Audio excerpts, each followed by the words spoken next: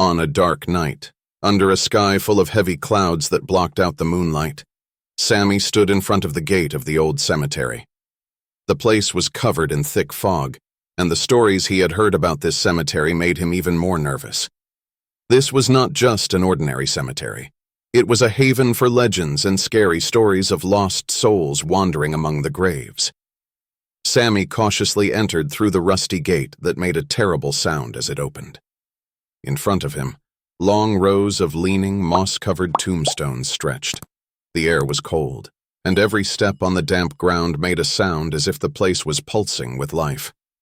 Suddenly, he felt movement in the shadows, but he could not see anyone.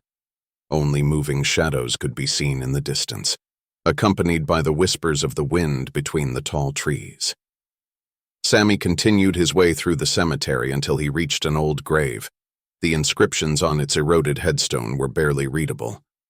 He approached it cautiously, and as he did so, he heard a faint voice that sounded like whispers. The voice was coming from deep within the cemetery. He felt a cold prick run down his spine, but he continued on his way despite his fear. At the end of the road, he stood in front of an old basement, its door suspiciously open. The darkness inside seemed thick, but the fog that seeped in from within seemed to be calling him. He gathered his courage and entered. The basement was filled with broken coffins and old things scattered about. As he moved around, the sounds began to increase, as if coming from every corner. Suddenly something moved in the shadows, but he couldn't make out what it was. There was something else in the basement, something not of this world. Sammy slowly backed away, but before he could get out, he caught sight of something at the end of the basement. It was a transparent specter, appearing for a moment among the tombstones, then disappearing into the fog. Sammy quickly turned to leave, and ran towards the cemetery gate without looking back. When he reached the gate, he turned one last time, to see the moon had finally appeared, illuminating the cemetery with a dim, quiet light. But deep down he knew that the spirits that inhabited this place were still awake, waiting for a new visitor.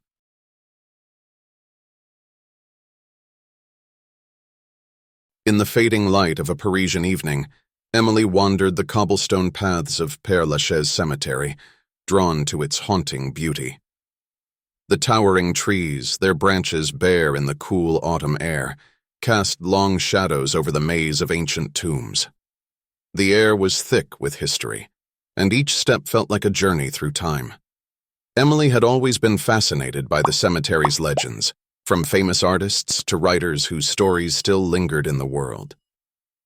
She paused before Oscar Wilde's tomb, its sleek modernist design standing out against the crumbling gravestones.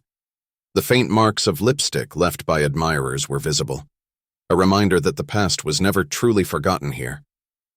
As she moved deeper into the cemetery, the sound of distant church bells echoed through the narrow paths. Her footsteps slowed when she reached Jim Morrison's grave, tucked away among the trees. Offerings of flowers, notes, and candles surrounded the modest stone, their flames flickering in the growing dusk.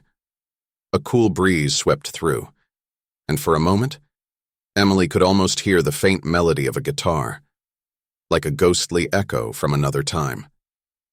The air grew colder as she approached one of the large mausoleums. Its stone door was slightly ajar, creaking softly as it swayed in the breeze. A dim glow flickered from within, like candlelight fighting against the darkness. Curiosity tugged at her, but a sense of unease kept her from stepping closer. The cemetery felt alive, as if the shadows themselves were watching her. As night fell, a thick mist began to rise from the ground, curling around the graves like an old, familiar friend. Emily shivered and turned to leave, but something caught her eye. At the end of the path, a figure stood motionless, barely visible in the fog. It was impossible to make out any details, but the figure seemed to beckon her, its presence both inviting and unnerving. She blinked, and the figure was gone, swallowed by the mist. Emily hurried toward the exit, her heart pounding in her chest. As she reached the cemetery gates, she looked back one last time.